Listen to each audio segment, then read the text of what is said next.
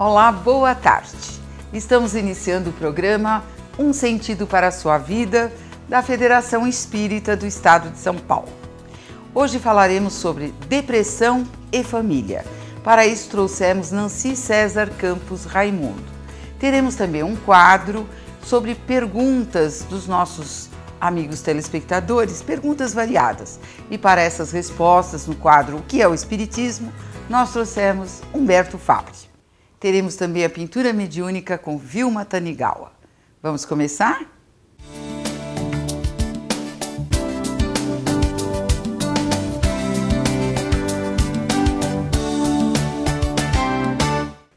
Hoje nós trouxemos Vilma Tanigawa, que é médium de pintura mediúnica da FESP. Vilma, as nossas câmeras para os seus cumprimentos. Boa tarde, queridos amigos. Que a paz de Jesus esteja sempre conosco, nos envolvendo em muita luz, para que o nosso dia a dia seja sempre de muita paz. Então, Vilma, nós vamos deixá-la tranquila para esse trabalho maravilhoso e nós vamos nesse instante para a primeira entrevista.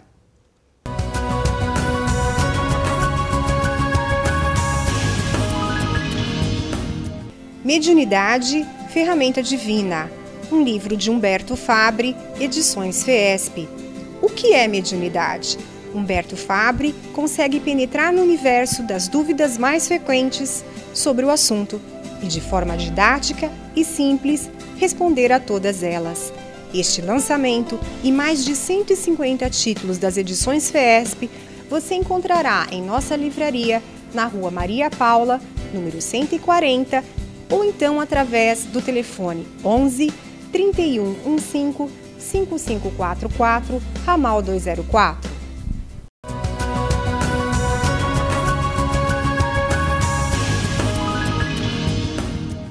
Hoje temos a presença de Nancy César Campos Raimundo, que é enfermeira de profissão e que trabalha aqui na Federação há muitos anos. Atualmente ela é diretora da área federativa da FESP e trabalhadora da assistência espiritual no trabalho de depressão. Tudo bem, Nancy? Tudo, Silvia, tudo bem. É um prazer poder estar aqui com vocês. É uma alegria muito grande, principalmente que o nosso tema de hoje é depressão e família. E como você é uma das expositoras do tratamento de depressão, nós gostaríamos que você elucidasse os nossos telespectadores a esse respeito. Porque existe muita dúvida, o que será que eles fazem na federação? Como é esse tratamento espiritual? Porque o do médico que nós mesmos recomendamos, né? Eles sabem como é porque eles têm que procurar o médico. Mas e aqui, Nancy, como é organizado esse trabalho? A nossa assistência espiritual, ela é organizada de forma a levar sempre a informação sobre a depressão, porque nós acreditamos que a informação é uma grande aliada, mas está sustentado no Evangelho segundo o Espiritismo, já voltado para o depressivo. Sim. Então são palestras direcionadas que estimulam esse depressivo a encontrar uma porta de saída deste mal que assola a humanidade, né?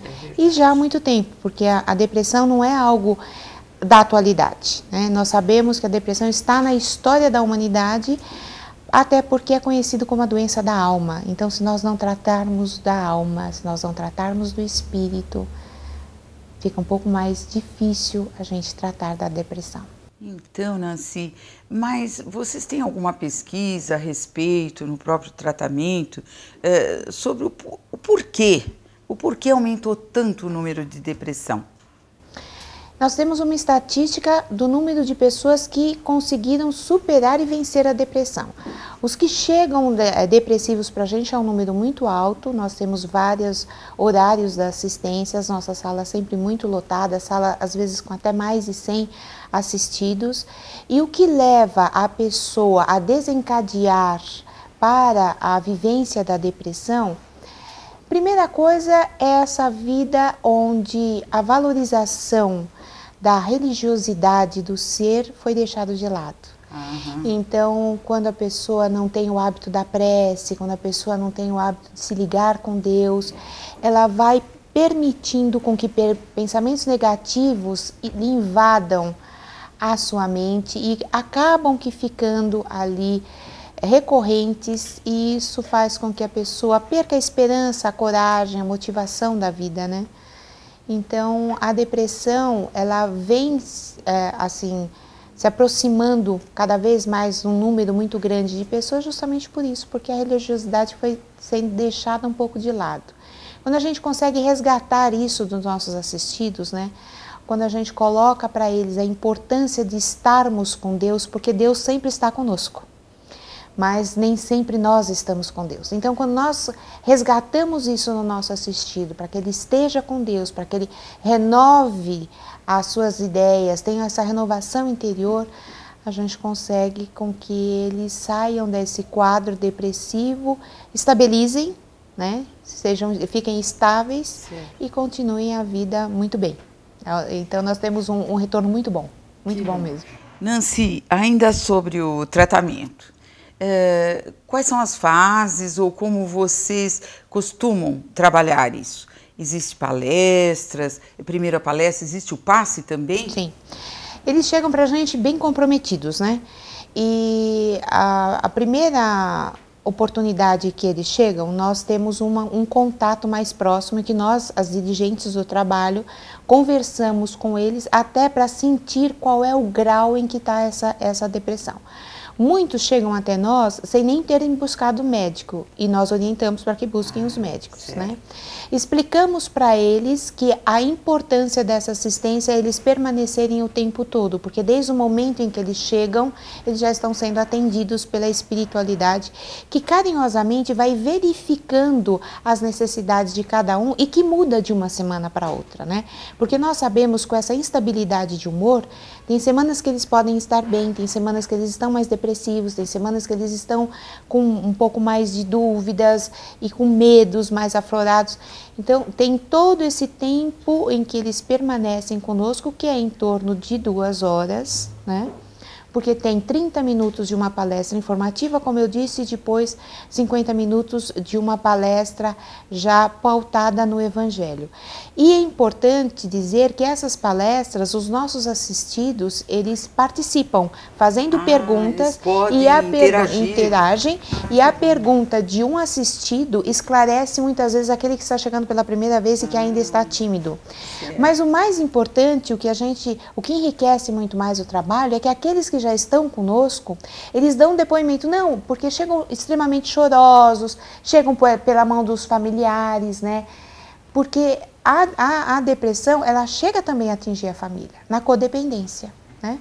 Então, quando eles chegam até nós, eles passam por todo esse processo e ouvindo daquele que está na assistência há mais tempo, eu já passei por esse quadro, eu já consegui me recuperar, permaneça, persevere na assistência, é um estímulo para eles, e aqueles que estão com as dores ainda bastante afloradas, chegam a fazer verdadeiras cartazes, né?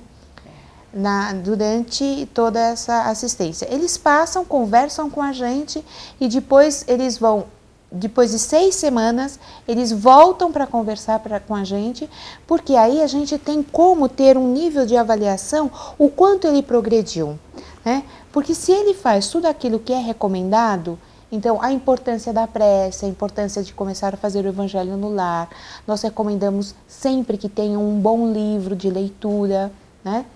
Porque nós não podemos alimentar só o nosso corpo, nós precisamos também alimentar o espírito. E a doutrina espírita nos dá uma vasta oportunidade para isso, com tantos livros que nós temos, doutrinários, que alimentam a nossa alma.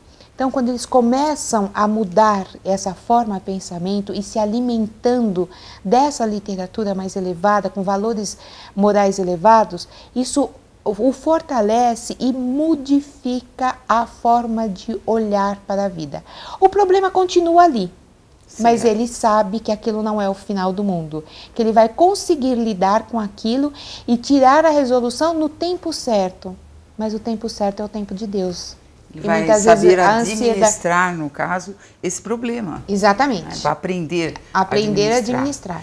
Nós temos uma pergunta de um telespectador que eu não sei se ele talvez pense, né, como nós temos médicos também acompanhando, Sim. que nós dispensamos o tratamento médico. Isso ficou claro, nós aqui não fazemos isso, aqui é o tratamento espiritual. Mas ele diz que ele tomou remédios, ele foi no psiquiatra, tomou remédios, e um dos remédios, quando ele parou, ele ficou com pânico. Sim. Aí, eu acho que não é um problema de nós resolvermos, né? Eu gostaria que você explicasse qual é a nossa conduta nesses casos. Bem, nós orientamos sempre os nossos assistidos a importância de procurar um médico e tomar a medicação. O médico nós até orientamos qual é, que é o psiquiatra, porque junto às mulheres muitas procuram o ginecologista, o cardiologista, e quem está melhor preparado para atender as necessidades é o psiquiatra. E colocamos sempre para eles que a assistência espiritual, o tratamento espiritual não substitui o tratamento médico.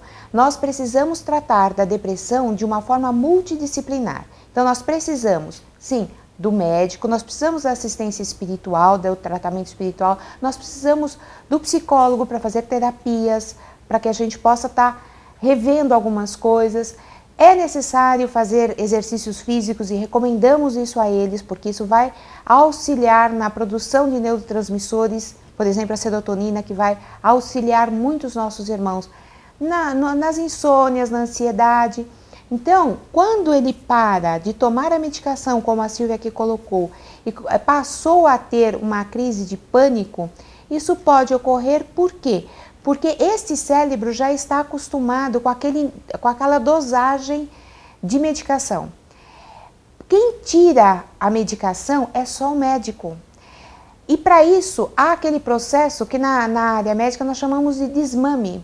E é o médico que tem que programar isso. Se ele interrompe a medicação, ele pode ocorrer sim de entrar numa crise de pânico. Então a gente sempre orienta que eles precisam primeiro ouvir a conduta e respeitar a conduta médica. Como também colocamos que a medicação é específica para ele, não adianta tomar a medicação do outro, porque cada um tem a sua medicação. Certo, muito bem. Agora, dentro desses quadros depressivos que vocês recebem, né, nesse tratamento, existe a desobsessão também? Existe casos de obsessão? Sim. Nós, dentro da assistência, nós temos a desobsessão. Por quê? Porque quando a pessoa está depressiva, um dos sintomas é o pessimismo, é a tristeza. E nós sabemos que nós somos como antenas, onde nós nos associamos com o universo. E nós atraímos tudo aquilo a que nós estamos emitindo pelo nosso pensamento. Então, se nós estamos muito tristes, se nós estamos com pensamentos negativos, nós vamos atrair espíritos também nessa condição. Como ainda estamos na condição de espíritos imperfeitos, nós também atraímos espíritos que estão nessa condição e que, por ignorância, nos envolve trazendo o quê? Aquele envolvimento mais pesado, aquele envolvimento que nos desvia daquela conduta mais correta que todos nós deveríamos ter. Muito, muito boa a sua resposta, eu acho que ficou muito esclarecido. Agora, e os casos de drogas? Há muitas dúvidas dos pais, dos familiares em relação a isso. É a droga que leva à depressão ou é a depressão que leva à droga? Então nós vamos falar de drogas no geral, mas eu vou começar assim. Vamos falar primeiro do alcoolismo. O alcoolismo tem uma característica. Normalmente a mulher depressiva, ela migra para o alcoolismo, porque ela não identifica que ela está com depressão e muitas vezes busca no álcool a fuga para aquele sofrimento, para aquela dor. Já para o homem é o sentido contrário, ele sai do alcoolismo que migra para a depressão, porque o álcool é uma droga depressiva. Pessoas que usam também maconha podem desenvolver a depressão, mas nós precisamos deixar aqui claro que depressão ela tem uma classificação. Nós temos a depressão tipo 1 e a depressão tipo 2. A tipo 1 é aquela mais comum que nós todos conhecemos. A tipo 2 é a que agora está sendo muito divulgada, que é a depressão bipolar. Existem as pessoas que geneticamente têm predisposição e vêm a desenvolver a depressão bipolar. Porém, nós temos um quadro extremamente delicado. As pessoas que estão consumindo drogas como crack e cocaína, elas lesionam tanto o seu cérebro que podem vir a desenvolver a depressão bipolar como consequência do uso dessas drogas. Meu Deus. Então a gente precisa estar atento nisso também. Precisa estar atento, é porque é uma pergunta muito recorrente. Os familiares não sabem se foi a depressão que levou à droga, vice-versa, entende? Então por isso que eu perguntei e você esclareceu muito bem. Nós temos muitos assistidos que são dependentes químicos e que desenvolveram a depressão e que a gente faz um trabalho bastante intensificado com eles, nesse esclarecimento todo. Por isso a necessidade da desobsessão, porque não são todos que chegam e colocam que fazem uso de drogas. Certo. Nós temos assim perguntas sobre a tristeza profunda, né? Porque vários autores e vários expositores aqui da casa mesmo dizem que nem tudo é depressão. Não. Porque nós podemos ficar tristes, é normal ficar triste. Faz parte da vida. Faz parte da vida. Mas eu vou te fazer uma pergunta sobre os familiares. Como os familiares podem reconhecer que o seu ente querido esteja depressivo? Mas você vai me responder depois do intervalo. Tá bom. Nós voltamos já já com vocês.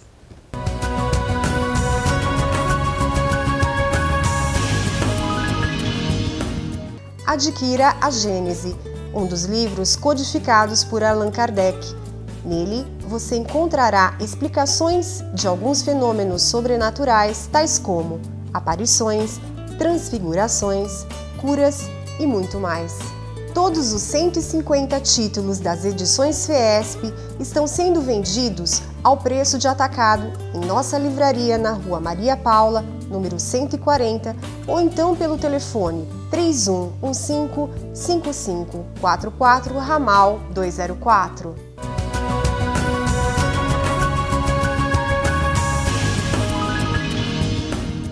Voltamos com o programa Um Sentido para a Sua Vida, hoje com Nancy César Campos Raimundo, falando sobre depressão e família. Então a pergunta que nós deixamos no ar é sobre as famílias. Como a família identificar um quadro depressivo? Bem, nós orientamos sempre a todos para ficarem atentos a essa instabilidade de humor.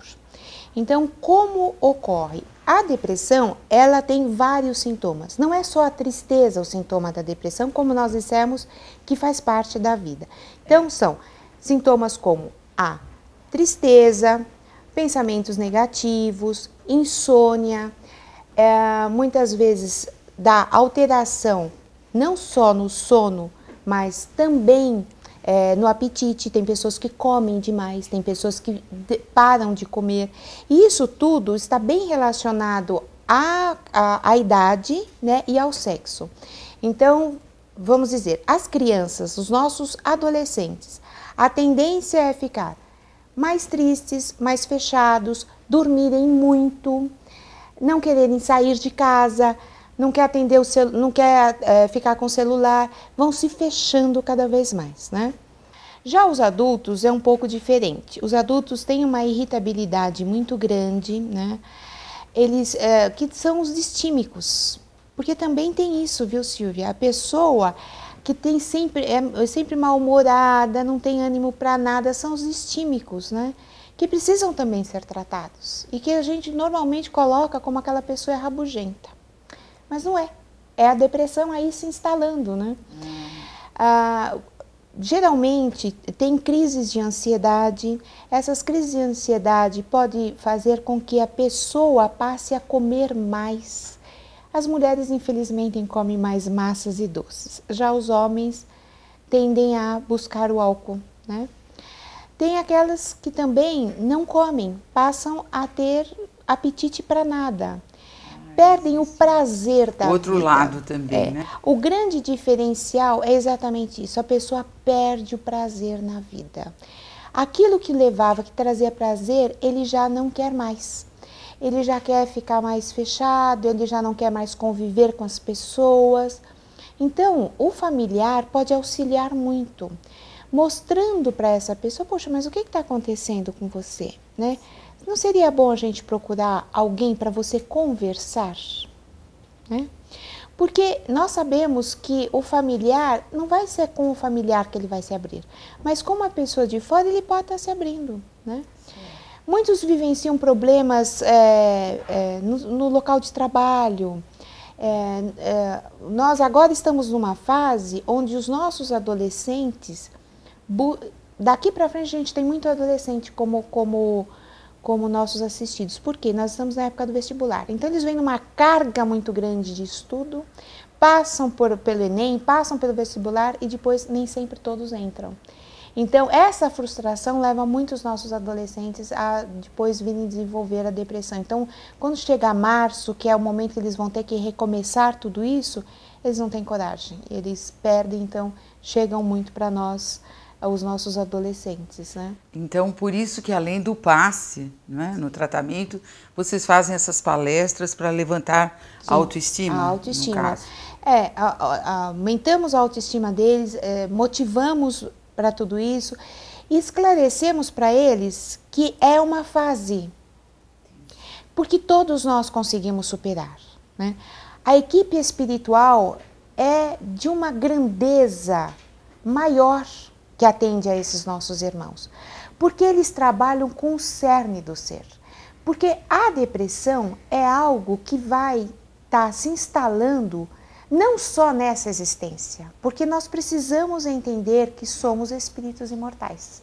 Aceitemos ou não, nós temos vidas passadas, e muitas das situações que hoje nós vivenciamos tem lá no passado, em outras vidas, a causa.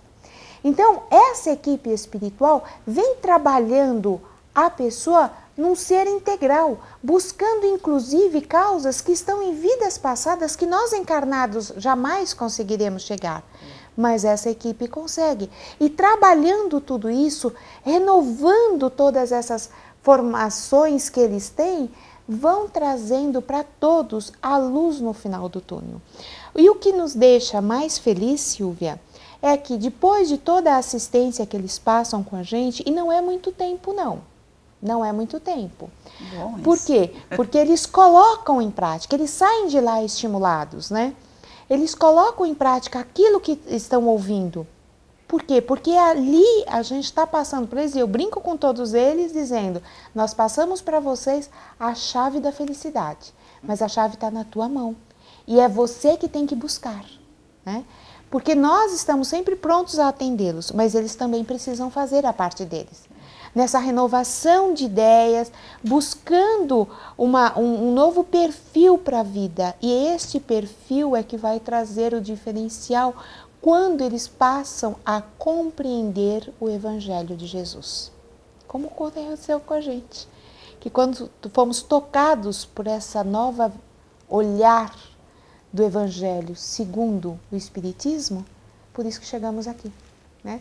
Então é tudo isso que faz com que esse assistido possa sair. E o familiar pode ajudar muito. Por quê? Porque é no momento de lembrá-lo da importância de uma prece, de estar junto quando for fazer o Evangelho no lar, de acompanhar essa pessoa até o médico e conversar com o médico, de lembrá-lo de tomar a medicação, de convidá-lo para sair, para fazer coisas que ele gostava de fazer e que ele deixou de fazer, né?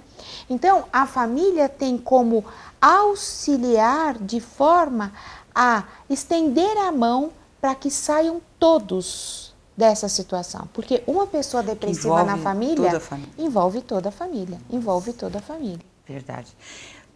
Nancy, você falou sobre os jovens, né? Uhum. Sobre os adultos e os idosos. Você poderia falar sobre os idosos? Eles costumam procurar esse tratamento, os familiares trazem. É muito comum o idoso ficar depressivo? É muito comum. É muito comum por quê? Porque a nossa sociedade, ela não tem o reconhecimento da importância do idoso na família.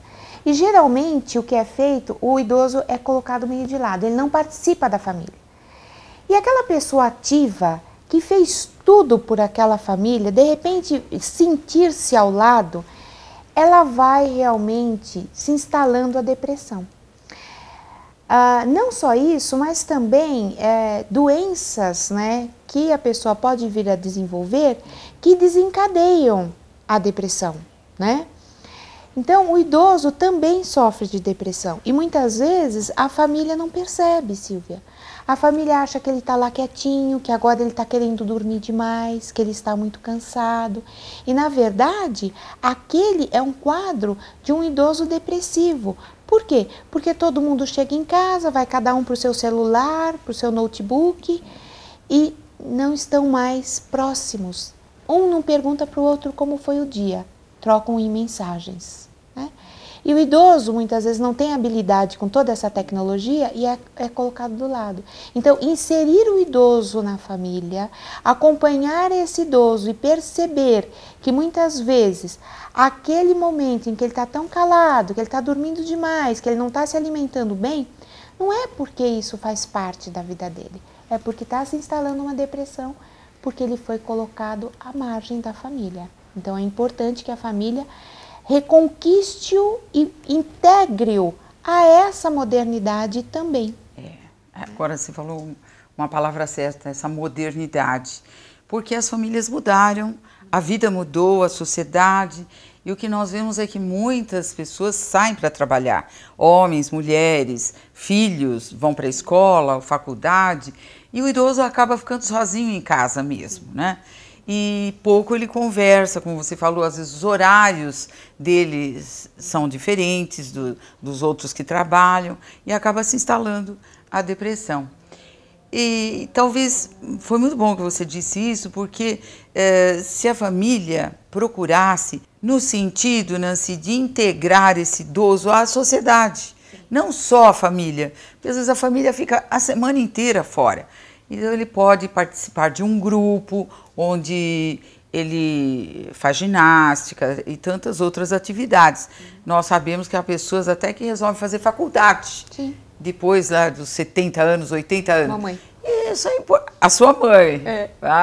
Sabia que alguém tinha me dito isso. A mamãe faz faculdade e assim, é interessante porque culturalmente, né, eles têm uma série de atividades, se integram com pessoas mais jovens, dá uma renovação na vida e não só fazendo faculdade, tem grupos de terceira idade, né?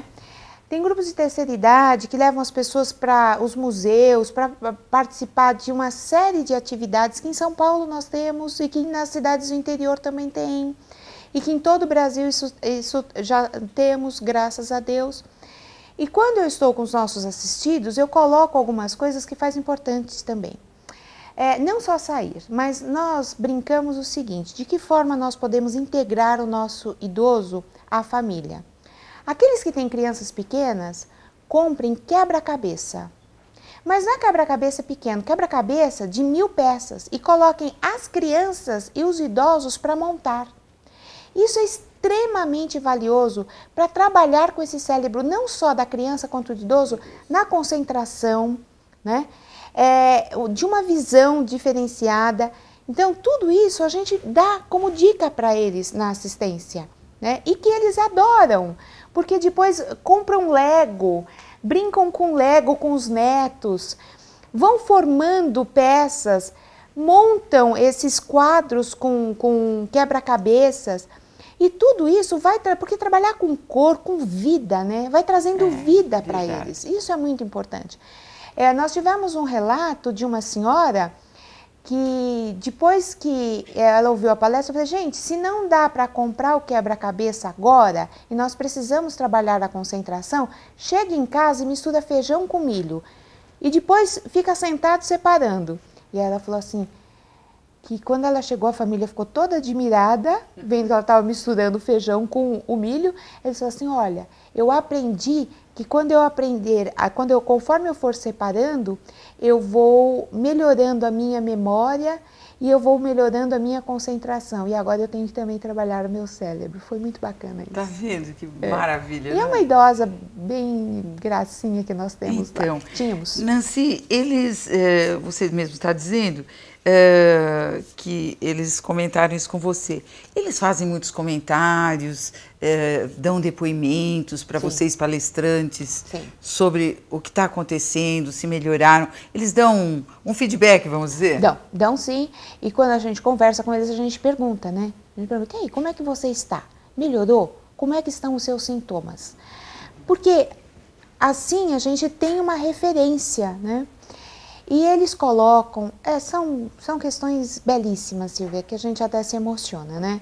O quanto melhorou a vida, o quanto ele passou a enxergar a vida de uma outra forma, porque eles chegam, todos nós temos problemas, mas quando a pessoa está depressiva, aquele é o maior problema do mundo. É verdade. E com as palestras, eles vão percebendo que nós temos exatamente aquilo que é necessário para a gente despertar. Porque se nós estivéssemos com a nossa vida com tudo muito bom, tudo muito bem, eu brinco com eles e falo, quem estaria aqui na federação ouvindo o Evangelho? Então, aquele problema que muitas vezes a gente acha que é o fim da nossa vida, não, é exatamente aquilo que vai te resgatar para uma nova vida. Numa participação da vida com amor, com uma outra visão. Então, muitas vezes o problema está lá, mas ele administra e administra muito bem, né? Sabendo lidar com as coisas, a gente consegue ser muito mais feliz.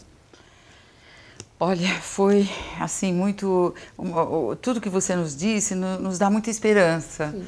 Se deu para mim, tenho certeza que os nossos amigos de casa também, não é? Porque tudo que nós tivemos que usar de criatividade com os nossos familiares, porque hoje o nosso tema é o depressivo e a família, essa criatividade com amor, não é? Com amor a gente consegue, imagine feijão e milho, você vai imaginar, mas é alguma coisa que você tira de dentro de você com muito carinho, com muito amor ao seu próximo, ao seu familiar, não é? Muito bem, Nancy. Muito obrigada, querida. Eu que agradeço a Gostaria de oportunidade. ficar a tarde toda Eu conversando também. com você. Estava muito bom, mas você vai prometer vir de novo, que ainda Voltamos. temos perguntas aqui que sobraram, viu? Voltamos sim. Tá Voltamos, bom. sim. Vai ser um Obrigada, prazer. viu, Nancy? Obrigada a todos. Muito obrigada. Lembrando que todos os nossos tratamentos espirituais são gratuitos e todos têm que procurar o DEPOI, ou seja, o ramal da assistência espiritual no fone 31155544. Vamos para o próximo intervalo.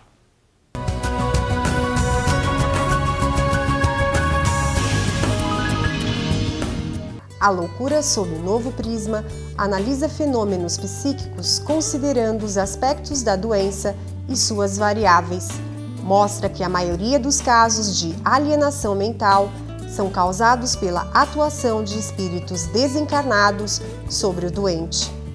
Os pacientes que a medicina considerou como casos incuráveis e que foram internados no sanatório espírita obtiveram parcial ou total recuperação, apresentando um novo prisma da doença. O autor, Dr. Bezerra de Menezes, elaborou este livro baseado em anos de estudos e pesquisas.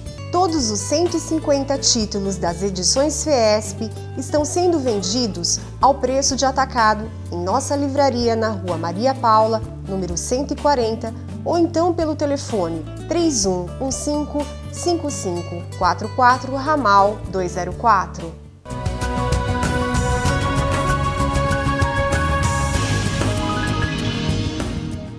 E para o quadro O que é o Espiritismo, nós trouxemos o expositor da FIESP, Humberto Fabri.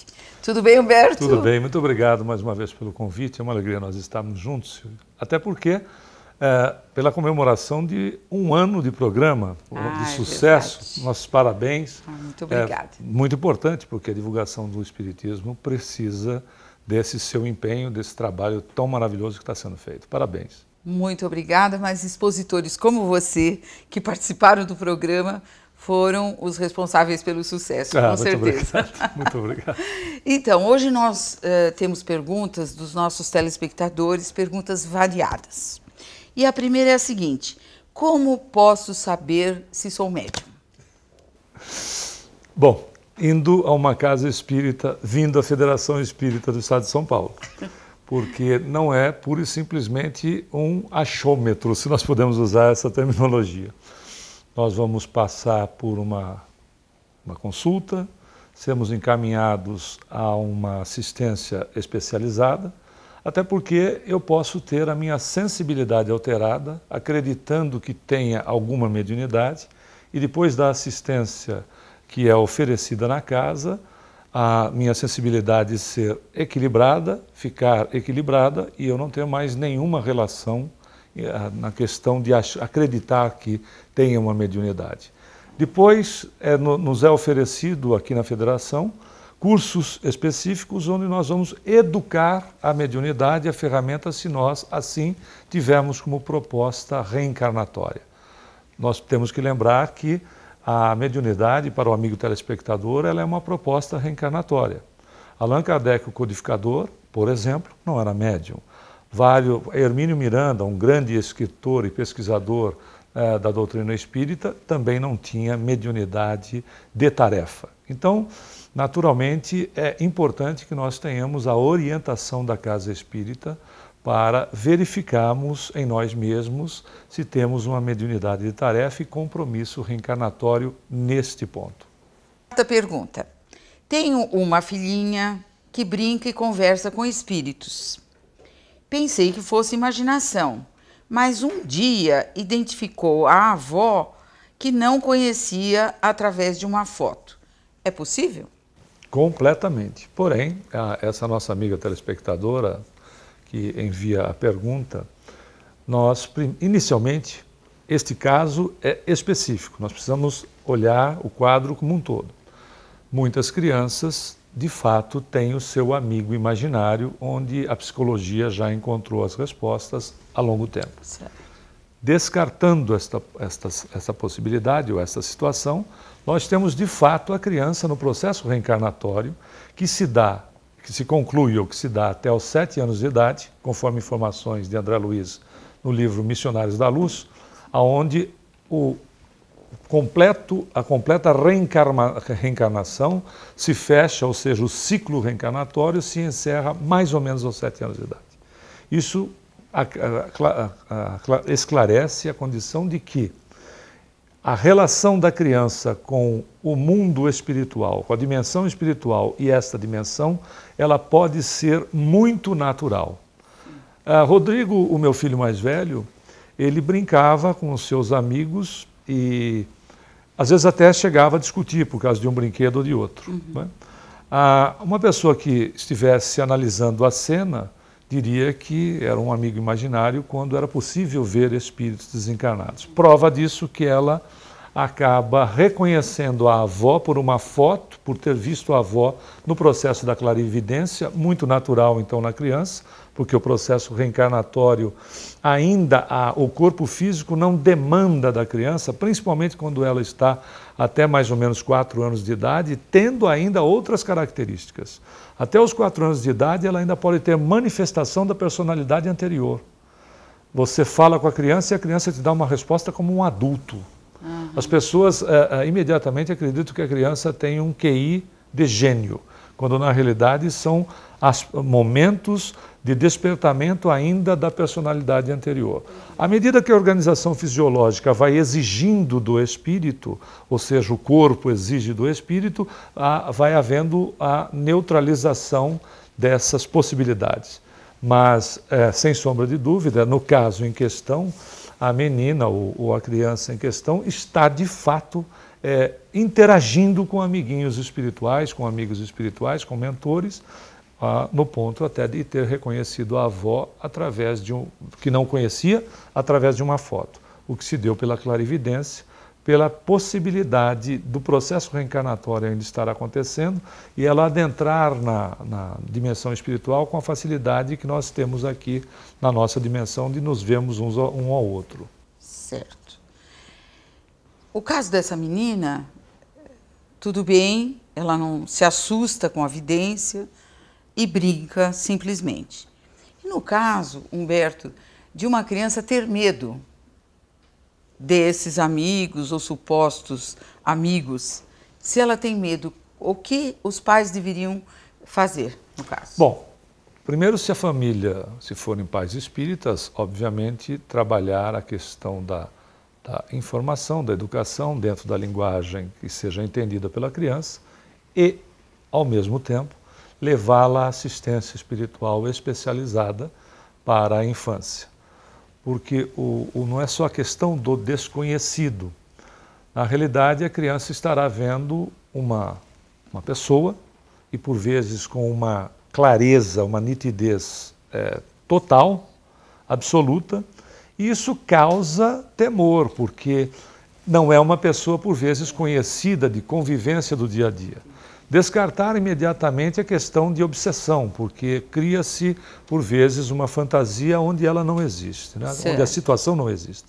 Então, levá-la a uma assistência espiritual especializada para a infância, para que ela seja atendida e, naturalmente, seja tranquilizada em relação a esse assunto. Muito bem. Agora nós temos aqui uma pergunta de uma menina de 11 anos. Veja bem, os nossos telespectadores de 11 anos, capricha aí, hein? Vamos lá. Tenho 11 anos e aprendi que nosso anjo de guarda recebe uma tarefa de nos proteger e nos inspirar o bom caminho. O que ele ganha com isso? Bom, a nossa mocinha de 11 anos fez uma pergunta muito inteligente. E, na realidade, o seu anjo de guarda é o seu amigo espiritual e o que ele ganha é o exercício de te amar mais, né? Ou seja, proteger uma pessoa é exatamente a materialização do amor da criatura que está exercendo essa tarefa, no caso, o anjo de guarda. O que ele ganha é poder exatamente te amar um pouco mais. Na realidade, é o prazer de amar, não é? Porque quando nós amamos, nós somos felizes. E precisa de mais algum pagamento para se ser feliz?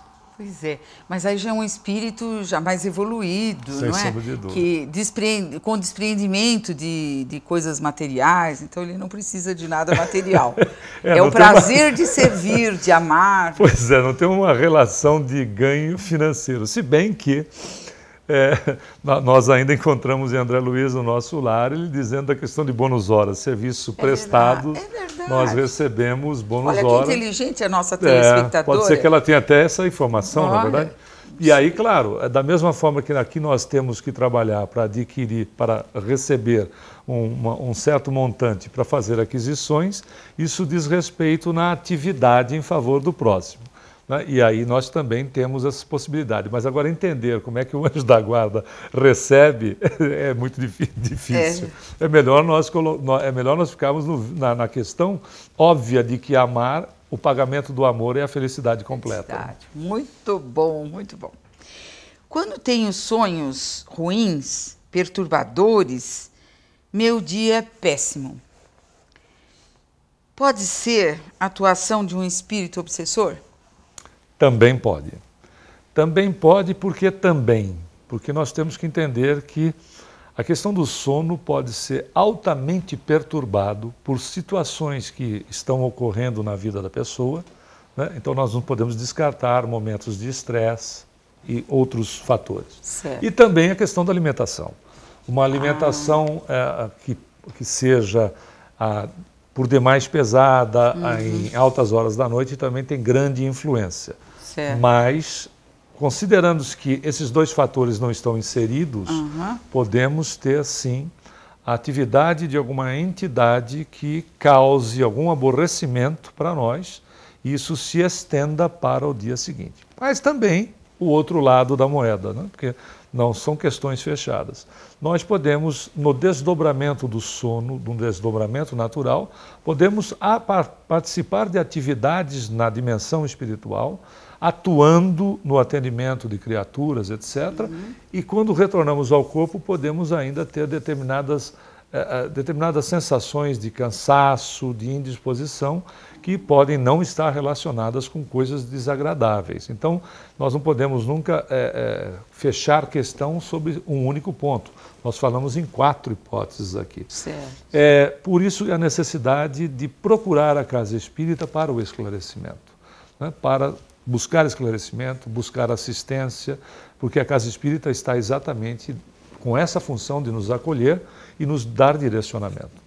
Humberto, uma pergunta agora um pouquinho diferente também. Do ponto de vista kardecista, por que algumas mulheres têm tanta dificuldade em engravidar? Bem, inicialmente a moça que tenha o interesse e encontra dificuldade deve procurar uma assistência médica para ver se não existe nenhuma relação, né, que seja tratável. Muito bem. Considerando que isso já esteja sendo feito, pode haver determinados tipos de impedimentos em relação às questões espirituais, onde não necessariamente houve negligência dessa moça em outra reencarnação, mas algumas razões que são de caráter pessoal, onde ela encontre dificuldade e até mesmo por uma questão de prova. Ela desejar e ser submetida a uma prova solicitada por ela mesma, a questão da maternidade, e não encontrar um resultado efetivo. Ótimo. Como o amor ele não tem fronteiras, uma das situações mais comuns que quando nos abordam, e já nos abordaram muitas vezes sobre essa questão, nós sempre indicamos para que a moça, se já passou pelos tratamentos específicos, etc., se bem que hoje existem técnicas inúmeras para que a pessoa faça inseminação, entre outras. Considerando que nem isso tenha dado certo, nós sempre indicamos que ela trabalhe com criança. Por que isso? Porque esta relação pode quebrar as estruturas que nós tenhamos em relação a qualquer tipo de inconveniente que esteja gravado em nós mesmos, que a razão, por vezes, nós não sabemos e não adianta ficar especulando, que pode estar no íntimo da criatura, até mesmo como prova, como já dissemos, que é um teste apenas, não tem punição de natureza alguma, e, naturalmente, este contato pode favorecer, porque as entidades espirituais atuam também na questão perispiritual da moça. Além de, neste contato com o trabalho com crianças, ela poderá adotar. Nós encontramos casos onde a moça teve 4 abortos naturais.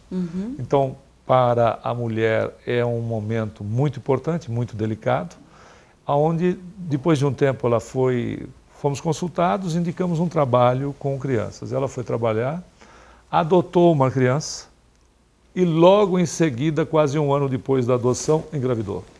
Ou seja, por vezes, nós temos propostas reencarnatórias onde nós precisamos ampliar o nosso amor. Ampliar o nosso amor significa não necessariamente ser gerado de mim mesmo, mas o respeito e o amor que se dá através de uma criatura gerada por uma outra pessoa. E acaba se criando um vínculo, é muito interessante, no que diz respeito à parte espiritual, onde possa ocorrer posteriormente naturalmente a gravidez. Mas se isso não acontecer, é experiência até mesmo para uma segunda adoção, como nós já vimos em inúmeros casos. O importante é que nós amemos, como Jesus nos ensinou. Nós temos que buscar amar o semelhante como Ele nos ama. Olha, você contou esse caso e eu tenho um caso verídico. Na minha família, uma prima, ela não conseguia engravidar e aí ela adotou um menino, mas amava aquela criança com tanta ardor, né? E se dedicava muito a ele, e de tanta dedicação ela nem percebeu, ficou grávida. Assim, estava despreocupada com uma gravidez, acabou se despreocupando e depois disso teve mais 2 filhos ao todo. Veja, com 4 filhos. Por vezes, o próprio quadro de ansiedade promove ou um medo sem que haja uma causa conhecida, racionalizada. André Luiz vai explicar, de novo, já referendamos o livro Missionário da Luz, o caso de Sigismundo, que o pai, aterrorizado com o futuro reencarnante, por situações anteriores que absolutamente já estavam todas resolvidas, certo. Ele nele mesmo, ele liquidava, ou seja, matava os espermatozoides por receio da situação. Veja, como entender, não é? Então, em vez de ficar se questionando e procurando respostas, irmos para a ação, que é amar, é o melhor remédio. Aliás, o amor é sempre o melhor remédio. É verdade. Né? E fora da caridade não há salvação. Sem sombra de dúvida. Portanto, a caridade... é o amor em ação. É o amor em ação. Muito bem. Humberto, foi maravilhoso esse tempo que ficamos aqui. A maneira como você respondeu as perguntas, muito preciso, muito profundamente também, abordando aspectos do espiritismo. Eu tenho a impressão que os nossos telespectadores ficaram muito felizes com a sua presença e com as suas respostas. Muito obrigado, muito gentil. Esteja conosco sempre aqui. Muito obrigado. Voltando dos Estados Unidos, aqui no nosso programa, tá bom? Muito obrigado, é um prazer. Obrigada. Muito obrigado. Queridos amigos, antes de ir para o intervalo, gostaria de lembrá-los. Se tiverem alguma dúvida, silviapuglia@fiesp.org.br.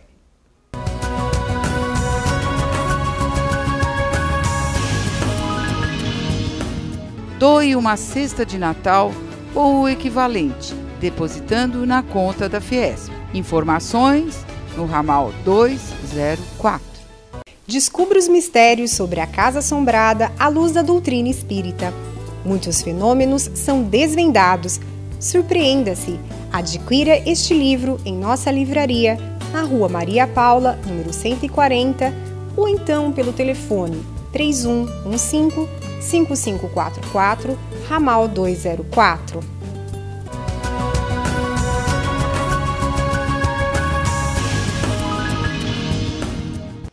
E como vocês podem constatar, já temos mais uma tela mediúnica pronta.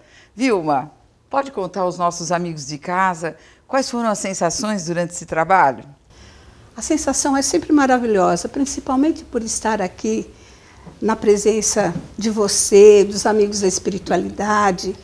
E as energias são tão salutares que a cada momento nos causa assim, a sensação de bem-estar, de alegria, em poder oferecer a todos os nossos espectadores uma tela da pintura mediúnica. Que bom, Vilma. Olha, a Vilma é diretora do primeiro curso da área de ensino, que se chama O que é o Espiritismo. E eu gostaria que ela dissesse para vocês, informasse naturalmente o dia, a hora, como pode ser feita a matrícula. Exatamente. Nós gostaríamos assim de lembrar a todos os telespectadores e que tenham amigos, familiares, que queiram ter o conhecimento da doutrina dos espíritos, para que eles venham fazer a matrícula, que terá início no dia 1º de dezembro e ela se estenderá até janeiro de 2015. E teremos imensa satisfação em receber a todos que aqui chegarem. Então, Vilma, eu vou dar uma reforçada no seu convite, por quê? Porque nós sabemos que aqui na Federação, todos que chegam e querem fazer algum curso, eles devem passar primeiro pelo DEPOI, não é? Exatamente, primeiro passam pelo DEPOI e o DEPOI é que irá liberá-los para o curso. Exatamente. Então, mas aí já dá tempo, não é? Exatamente. Se nós anunciarmos já, e se vocês vierem agora, nesses primeiros dias, vocês já poderão fazer o tratamento espiritual e, em seguida, começarem na área de ensino. Que dia vai começar a aula, vocês já sabem? A aula vai começar no dia 2 de fevereiro de 2015. Então, exatamente. Ainda dá um tempinho aí de tomar uns passes exatamente. E tal, e se preparando. Para o curso. Muito bom. Muito obrigada, Vilma. Obrigada mesmo. Eu é que agradeço, Silvia, todo o carinho, essa oportunidade de poder trabalhar ainda mais para a doutrina dos espíritos.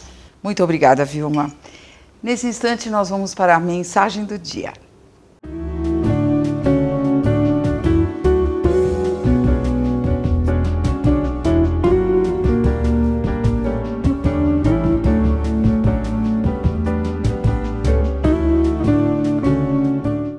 A mensagem de hoje foi psicografada por Francisco Cândido Xavier e ditada pelo Espírito de Emmanuel. Depressões. Se trazes o espírito agoniado por sensações depressivas, concede ligeira pausa a ti mesmo no capítulo das próprias aflições, a fim de raciocinar. Se alguém te ofendeu, desculpa. Se feriste alguém, reconsidera a própria atitude. Contratempos do mundo estarão constantemente no mundo, onde estiveres. Parentes difíceis repontam de todo o núcleo familiar. Trabalho é a lei do universo. Disciplina é alicerce da educação. Circunstâncias constrangedoras assemelham-se a nuvens que aparecem no firmamento de qualquer clima. Incompreensões com relação a caminho e decisões que se adotem são empeços e desafios na experiência de quantos desejam equilíbrio e trabalho. Agradar a todos ao mesmo tempo é realização impossível. Separações e renovações representam imperativos inevitáveis do progresso espiritual. Mudanças equivalem a tratamento da alma para os ajustes e reajustes necessários à vida. Conflitos íntimos marcam toda criatura que aspire a elevar-se. Fracassos de hoje são lições para os acertos de amanhã. Problemas enxameiam a existência de todos aqueles que não se acomodam com estagnação. Compreendendo a realidade de toda a pessoa que anseie por felicidade e paz, aperfeiçoamento e renovação, toda vez que sugestões de desânimo nos visitem a alma, retifiquemos em nós o que deva ser corrigido e, abraçando o trabalho que a vida nos deu a realizar, prossigamos à frente. Encerramos o programa Um Sentido para a Sua Vida, muito felizes com a sua audiência. Não esqueçam, se tiverem alguma dúvida, silviapuglia@fiesp.org.br. Um grande abraço a todos e até a próxima semana aqui na TV Aberta.